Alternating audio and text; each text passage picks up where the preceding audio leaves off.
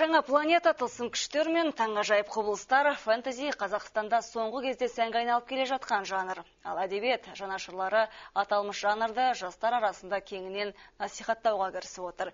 Осы мақсатта Астанада фантаст футурологтардың бірінші халықаралық конгресс өтті.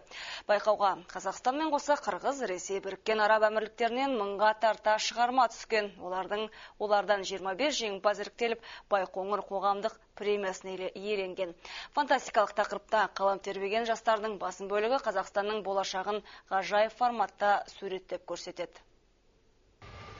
Айару планетасына метеорит құлап, онда өмір сүру мүмкін болмай қалады. Адамдар ғарыш кемелеріне отырып басқа жер іздеуге шығады. Бірақ ұзақ сапарға аттанған 45 кеменің екеуі ғана аман қалып, жаңа планета табады. Бұл 15 жасар жас фантаст Әнуар Ғалымжанның әңгімесінің желісі. Байқау жеңімпазына осындай тақырыпты таңдауға қазіргі экологиялық ахуал түрткі болыпты. Біз байқадық, жер планетасында экология өте нашарлап баратыр. Және оның осы қиялға салып, осы дүркін планета, жаңа табылған планета, ол бізге айтуға болады үлгі ретінде. Осындай планетаның қайттан жерден сондай планета шығаруға болатынына осы арман қиялым болып келеді. Арман мен қиялға конгресске жиналғандардың бәрі берілген, онсыз фантастика жанры болмайды. Фантаст жазушылар мен футурологтардың байқауына түскен мыңға тарта шығарманың 25-і жеңімпаз атанды. Ғажайыптар тақырыбында қалам тербеген жасөспірімдердің өздері де тегін емес. Жан дүниелерін айтпағанда сыртқы келбеттерінде қарапайым деуге келмейді. Сөйте тұра болашақты болжағыштардың дәурені елімізде енді ғана келе жатыр. Мамандардың айтуынша бұған соңғы кезде жиі айтылып жүрген ақырзаман арқау болған. Де қазақ тілді фантаст жазушылар саусақпен санарлық. Қазақы фантастиканың ақсап тұрғанын мамандардың өздері мойындайды.